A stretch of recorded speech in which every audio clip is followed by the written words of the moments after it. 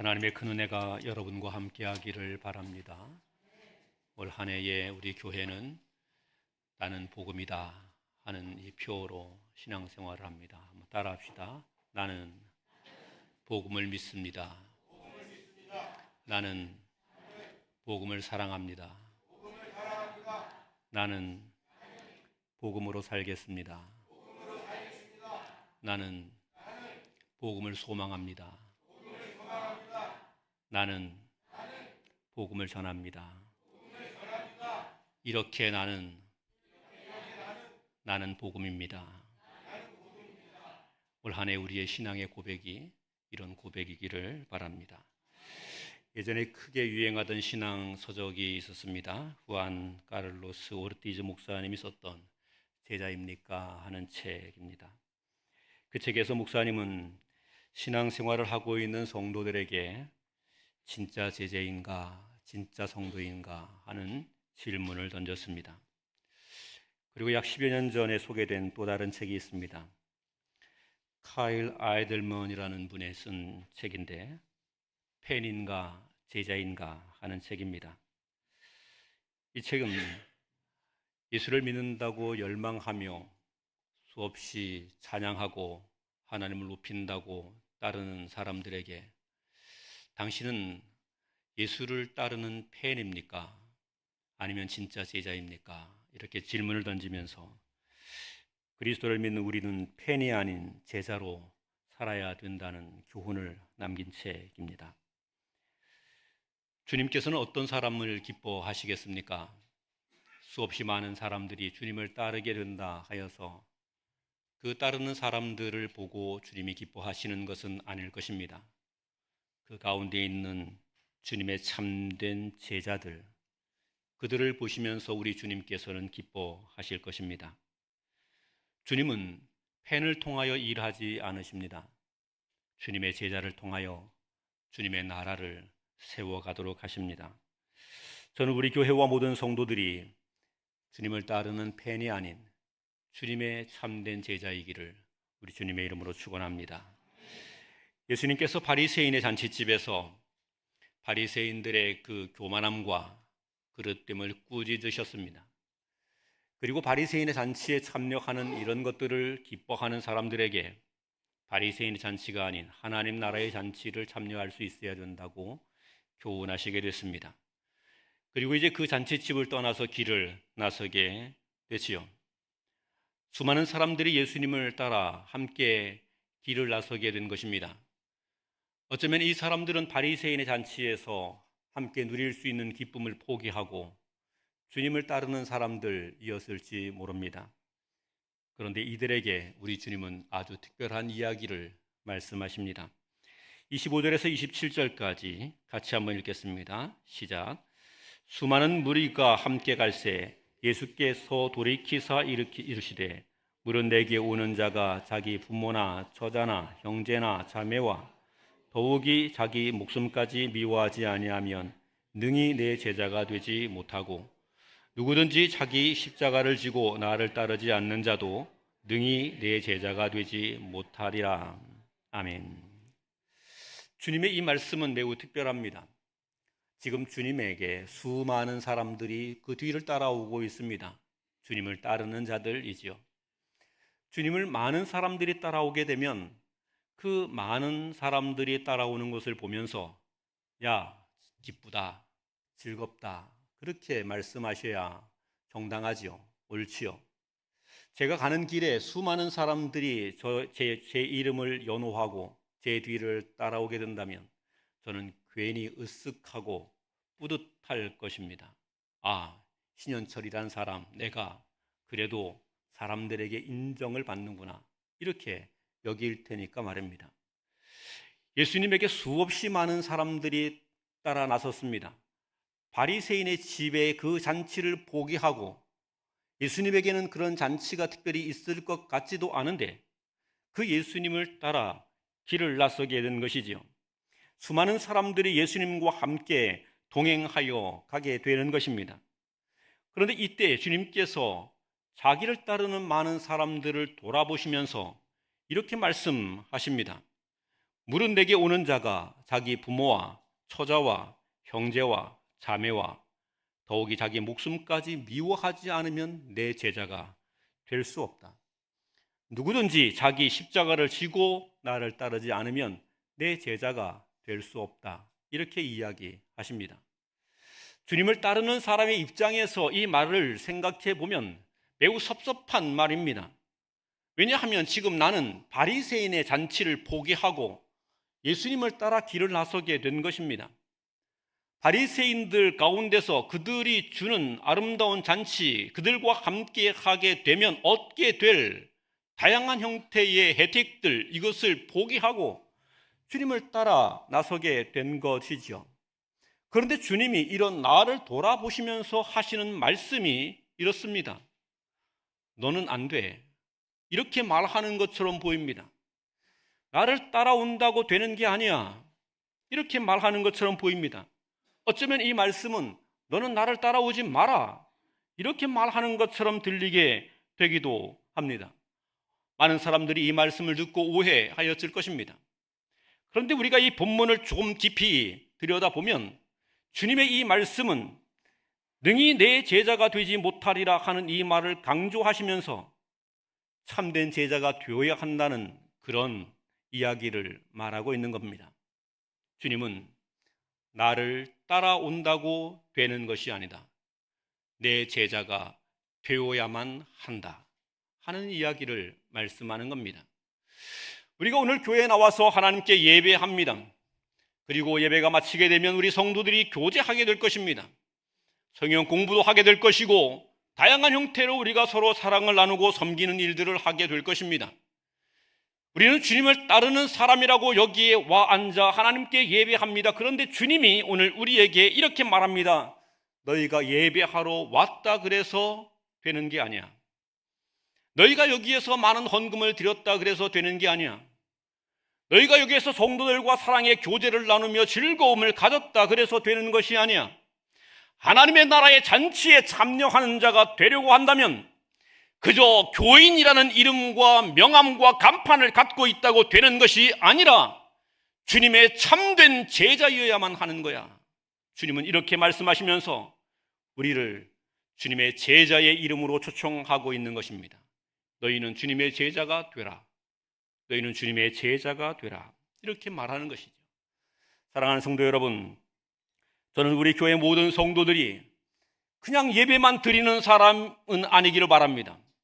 교회만 나오는 사람은 아니기를 바랍니다.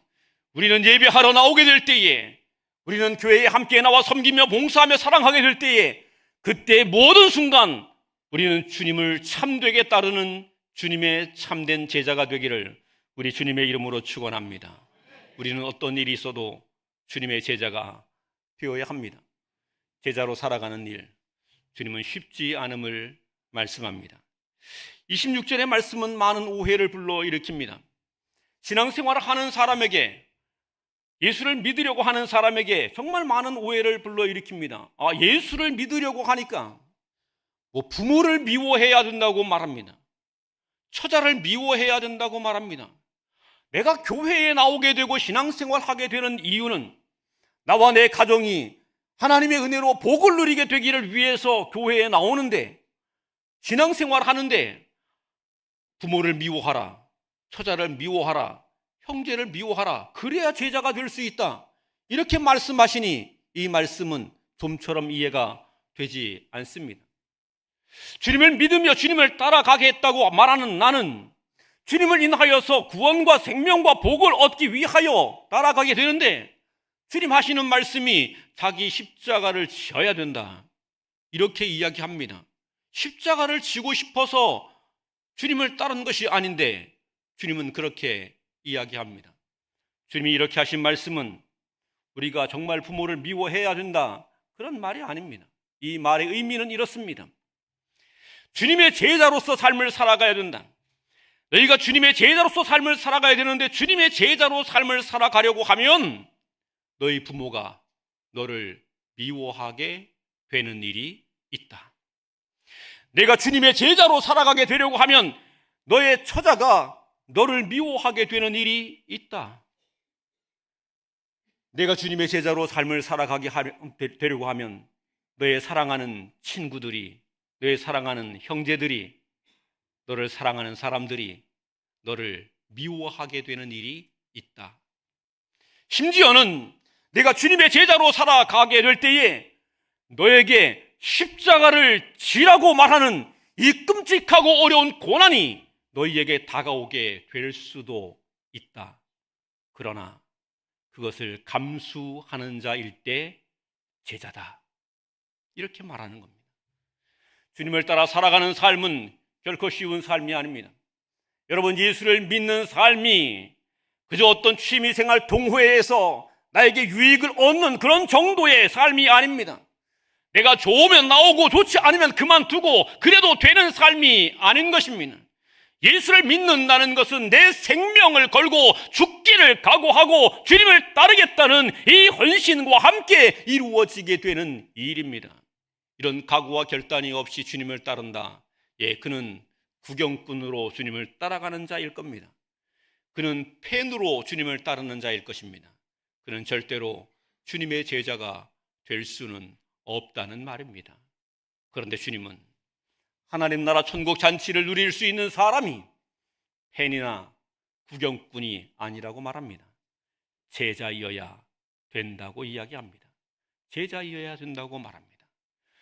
죽기를 각오하고 어떤 미움과 조롱을 불사하고 그것을 기꺼이 감수하며 주님께서 걸어가시는 그 길이라면 내가 그 길을 포기하지 아니하고 마다하지 아니하고 그 길을 걸어가는 자가 되는 겁니다.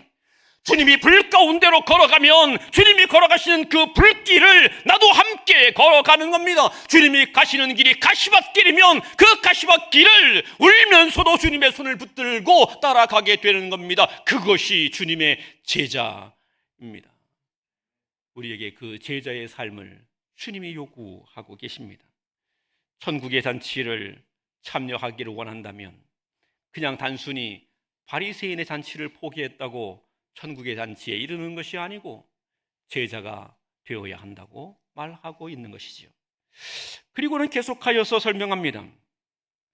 본문 28절에서부터 33절 말씀 같이 한번 읽겠습니다. 시작. 너희 중에 누가 망대를 세우고자 할진대 자기의 가진 것이 준공되기까지 족할는지 먼저 앉아 그 비용을 계산하지 아니하겠느냐. 그렇게 아니하여 그 기초만 쌓고 능히 이루지 못하면 보는 자가 다 비웃어 이르되 이 사람이 공사를 시작하고 능히 이루지 못하였다 하리라.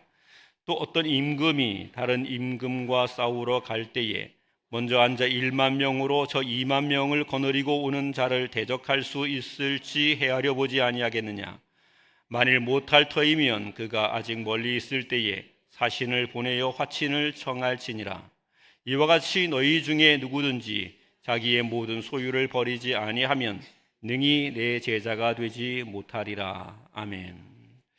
주님은 주님을 따르는 자가 되고 주님의 참된 제자이려면 그는 기꺼이 모든 미움을 감수해야 될 뿐만 아니라 십자가를 지고 가는 것을 포기하지 말아야 된다. 그런 것들을 능히 감당해내야 된다. 이렇게 이야기하시면서 그렇다면 지금 우리는 제자일 것인가 아닐 것인가를 결단해야 된다고 말하고 있는 겁니다. 주님이 오늘 본문을 통해서 두 가지의 비유를 말합니다. 누가 망대를 세우고자 한다는 거죠.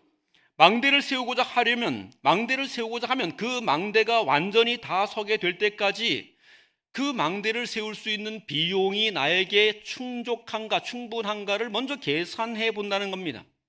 먼저 계산해 보고 망대를 세울 비용이 충분하면 그 망대를 세우지만 망대를 세울 비용이 충분하지 않으면 그 망대를 세우려고 시작하지 않는다는 거죠. 기초만 쌓았다가 중간에 이 공사가 부도가 나버리면 사람들에게 조롱만 받을 것이기 때문이다. 이렇게 이야기하는 것이요.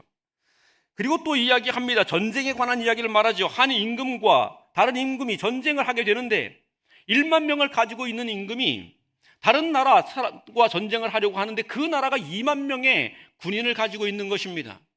그래서 이 1만 명으로 2만 명과 싸워 이길 수 있을지를 계산해보고 헤아려보고 그리고 이길 수 없을 것 같으면 미리 사신을 보내서 화친을 청하는 것, 그것이 옳은 것이다. 사람들이 다 그렇게 한다는 것이죠. 그리고 난 다음에 다시 설명한 말씀을 보면 이렇습니다. 이와 같이 너희 중에 누구든지 자기 모든 소유를 버리지 아니하면 능히 내 제자가 되리라. 이렇게 이야기합니다. 여러분, 33절 말씀이 앞부분에 나와 있는 비유들과 어울리지 않습니다. 조화되지 않습니다.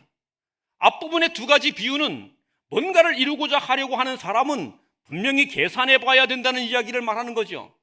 계산해 보고 판단해 보고, 그리고 가능하면 시행하지만 가능하지 않으면 일찌감치 포기하고, 가능하지 않으면 다른 방법을 추구해야 된다는 그것을 말하고 있는 거죠.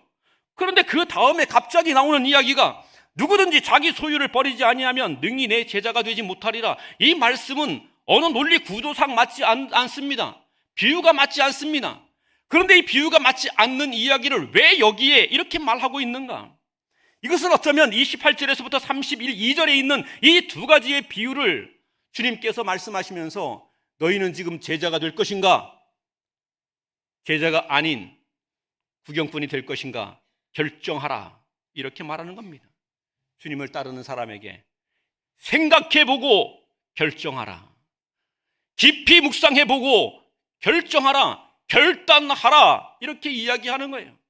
마치 여호수아가 그가 하나님 앞에 부름받아 가기 전에 이스라엘의 모든 백성을 불러놓고 그들에게 말합니다. 하나님께서 우리에게 이 놀라운 구원의 역사를 이루어 주셔서 애굽의 종살이에서 광야를 지나는 동안에 하나님의 손길로 인도해 주셨고, 가나안 땅을 들어오게 하셨고, 가나안 땅에서 여러 정복 전쟁 가운데 하나님께서 함께 하심으로 놀라운 승리를 얻고 우리가 이 땅을 차지할 수 있게 되었다.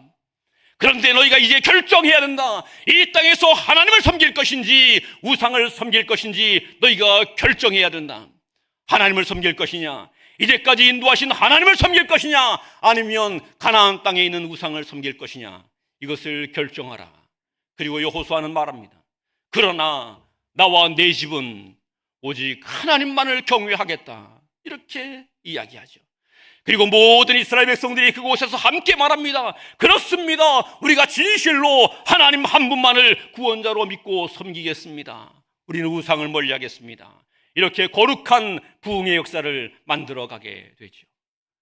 하나님의 역사가 어떻게 이루어지게 되느냐? 생각하여 결정하라는 겁니다. 우리의 신앙의 결정을 내려야 한다는 겁니다. 언제까지 머뭇거리면서 그저 뒤따라가는 구경꾼이 아니라 내가 하나님 앞에 정말 하나님의 제자일 것이냐, 그렇지 않고 그냥 교회만 따라다니는 사람일 것이냐, 결정하라는 겁니다. 아무런 결정도 없이, 아무런 판단도 없이, 아무런 헌신에 대한 각오도 없이 주님을 따라서는 주님의 참된 제자가 될 수 없다는 말입니다. 라오디가 교회를 향해서 우리 주님께서 선포하십니다. 차든지 덥든지 하라. 차지도 아니하고 덥지도 아니하면 내가 토하여 내치리라. 우리 주님께서 무섭게 이야기하셨습니다. 그리고는 주님이 말합니다. 내가 문 밖에 서서 문을 두드리노니 누구든지 문을 열고 나를 영접하면 내가 그에게로 들어가서 내가 그와 더불어 먹고 마시리라. 이렇게 이야기하십니다. 주님은 우리에게 오늘 요구하는 겁니다. 너는 결정하라. 그런데 이 결정하라는 이 비유의 내용이 참 재미있습니다. 이 비유를 가만히 보면 이 비유에 있는 이야기가 이렇습니다. 어떤 사람이 뭔가 자기를 헤아려 보고 그래서 망대를 지었다, 이렇게 말하지가 않습니다. 헤아려 보았는데 망대를 지을 수 없어서 지으면 안 된다, 이렇게 이야기하는 겁니다. 그리고 1만 명을 가진 임금이 2만 명의 군인을 가진 임금과 이 전쟁에서 헤아려 보고 안 되니까 화친을 청하고 그리고 이 전쟁을 포기한다, 전쟁하지 않는다, 그렇게 이야기합니다. 본문은 예수님께서 너희가 결단하라, 계산해보고 판단해보고 생각해보고 결단하라, 이렇게 말씀하시면서 그 이면에 이런 이야기를 말하는 겁니다. 동시에 이런 이야기를 말하는 거예요. 그러면 결정을 해야 되는데 너희가 너희 힘으로 구원을 받을 수 있는지, 있다고 생각하는지, 아니면 하나님이 너희를 구원해 주어야 구원을 받을 수 있다고 생각하는지 너희가 생각해 보라. 그리고 결정하라. 이렇게 말하는 겁니다. 너희가 너희의 힘으로, 너희의 능력으로, 너희의 계산으로, 너희의 방법으로 너희가 정말 구원을 받을 수 있으며 하나님의 복을 받을 수 있고 하나님의 잔치에 참여할 수 있는지, 아니면 너희의 힘이 아닌 하나님이 은혜를 베풀어 주실 때, 하나님이 너에게 긍휼을 베풀어 주실 때 그때 하나님의 잔치에 참여할 수 있게 되는지를 생각해보라. 깊이 생각해보라. 사랑하는 성도 여러분, 오늘 여러분은 깊이 생각해 보시기를 바랍니다. 여러분의 삶의 여러 가지 방법으로 하나님 나라 구원에 이룰 수 있겠는지, 하나님의 잔치에 여러분이 참여할 수 있겠는지 한번 깊이 생각해 보시기를 바랍니다. 저는요, 아무리 생각해 봐도 제 힘으로, 제 경건으로, 제 성실함으로, 제 노력으로, 제가 가지고 있는 의로 절대로 하나님 앞에 구원을 받을 수 없다는 사실을 압니다. 내 방법으로 되지 않는다는 것을 압니다. 아니, 내 방법으로는, 내 기술로는, 내 능력으로는 세상의 조그마한 일들 하나조차도 제대로 이루어낼 수 없는 것이 나인 것입니다. 성경에 고백된 것처럼 나는 벌레요 인생이 아니라, 이렇게 말한 것처럼, 나는 먼지요 이렇게 이야기한 것처럼 그저 허무하고 헛될 뿐이며 이룰 수 있는 것이 아무것도 없는 자임을 보게 됩니다. 그래서 저는 무한하신 하나님, 전능하신 하나님, 권능의 하나님, 그리고 우리를 향하여 내가 너를 사랑한다고 말씀하시고 내가 너를 책임지겠다고 말씀하시는 그 하나님만이 나를 구원할 수밖에 없다는 사실을 믿고 고백합니다. 주님은 오늘 이 말씀을 통해서 그 이야기를 던지고 있는 겁니다. 너를 헤아려보라, 너를 판단해보라, 너를 계산해보라, 내게 있는 것을 아무리 많이 셈해보라. 그 모든 것을 가지고 결코 내가 스스로 구원을 얻을 수 없으므로 이제 내가 구원 얻을 수 있는 방법이 오직 하나, 예수 그리스도를 통하여 하나님을 믿는 믿음이라고 한다면 이제 여기에 내 인생을 걸어라. 내 인생을 걸어라. 주님의 제자는 우리의 모든 소유를 기꺼이 내려놓고라도 우리의 인생을 예수님께 거는 자입니다. 사랑하는 성도 여러분, 어디에 여러분의 인생을 거시겠습니까? 어디에 여러분의 인생을 거시겠습니까? 한 줌도 안 되는 여러분의 능력에 여러분의 인생을 거시겠습니까? 몇 푼 되지 않는 돈에 여러분의 인생을 거시겠습니까? 여러분이 가지고 있는 그 짤막한 지식에 여러분의 인생을 거시겠습니까? 여러분의 주변에 있는 사랑하는 가족들에게 여러분의 인생을 거시겠습니까? 인생을 거기에 걸면 여러분은 낭패를 볼 것입니다. 부끄러움을 당하게 될 것입니다. 큰 패망을 맛보게 될 것입니다. 하나님께 인생을 거시기 바랍니다. 예수 그리스도에게 인생을 거시기 바랍니다. 예수 그리스도의 제자가 되시기를 바랍니다. 예수 그리스도께 모든 것을 걸고 그분을 따라 살아가는 사람들이 될 수 있기를 바랍니다. 그렇게 될 때에 하나님께서 우리에게 허락하신 은총이 있는 것입니다. 본문은 이 이야기를 말하면서 또 다른 이야기를 우리에게 전해줍니다. 34절 35절입니다. 같이 한번 읽습니다. 시작. 소금이 좋은 것이나 소금도 만일 그 맛을 잃으면 무엇으로 짜게 하리요? 땅에도 거름에도 쓸데없어 내버리느니라. 들을 귀가 있는 자는 들을지어다 하시니라. 아멘. 오늘따라 눈이 좀 침침해서 글씨가 잘 안 보입니다. 계속 글씨를 읽으면 다른 글씨를 자꾸 읽습니다. 글씨가 여러 개로 겹쳐서 자꾸 보이네요. 이제 눈도 이제 맛이 가기 시작하는 모양입니다. 이 34절에 보면 소금이 좋은 것이나 소금도 만일 그 맛을 잃으면 무엇으로 짜게 하리요? 뭐 요즘 시대야 소금이 흔한 것이고 별 볼 일 없는 것이지만 예수님 당시 이때에 소금이 얼마나 귀한 것이었겠습니까? 우리의 역사가 설명합니다.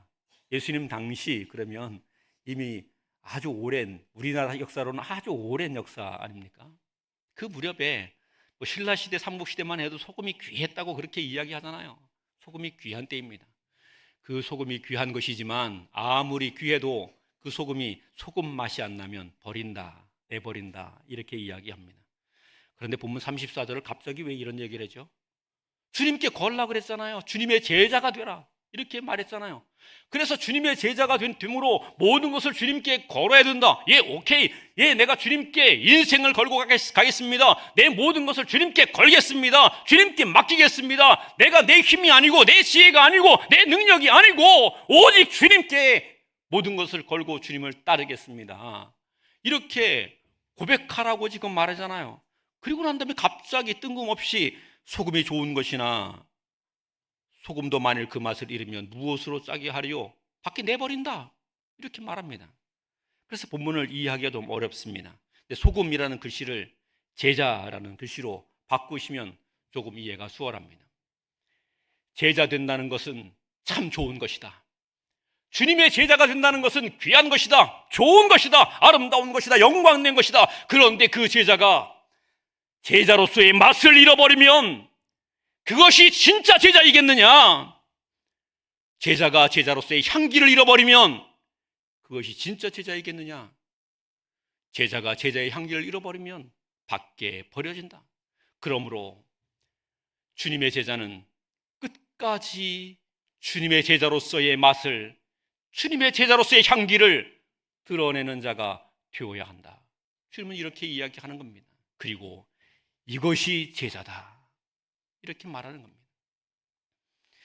예수를 믿는 사람들 중에 예수 믿음에 뜨거운 열정이 있고 감동이 있고 주님을 섬긴다고 말하고 내가 주님을 찬양한다고 말하고 주님을 높인다고 말하면서 마치 영적으로 꽤 높은 수준에 있는 것처럼 자기를 포장하곤 하는 사람들이 있습니다. 그러나 그 실상을 들여다보면 제자로서의 맛이 없는 사람이 있습니다. 예수님의 향기가 없는 사람이 있습니다. 예수 믿는 사람으로서의 아름다운 삶이 없는 사람이 있습니다. 주님이 이렇게 말하는 겁니다. 그렇게 되어가면 주님의 제자라는 이름을 갖고 있지만 정말 그 주님의 제자의 맛을 잃어버리게 된 사람이 된다면 그는 하나님 앞에 결코 복된 자가 될 수 없다. 주님의 잔치에 참여함이 아니라 거기에서 쫓겨날 수밖에 없다. 이렇게 이야기하는 거죠. 제자는 끝까지 주님을 본받는 삶의 향기와 맛을 가져야 합니다. 사랑하는 성도 여러분, 우리가 예수 믿기로 결단하였으면, 예수님의 제자가 되기로 결단하였으면 우리가 어떤 일을 당하여도 주님을 따라가며 주님의 말씀에 순종하며 살아야 할 것입니다. 그 모든 삶, 우리의 인생을 마치게 될 그때까지 우리는 주님의 제자로서의 맛을, 향을 드러내며 살아갈 수 있게 되기를 바랍니다. 결코 이 맛과 향기를 잃어버리지 않게 되기를 바랍니다. 그래서 주님의 복된 잔치에 참여하는 은혜가 있기를 바랍니다. 많은 성도들이 있습니다.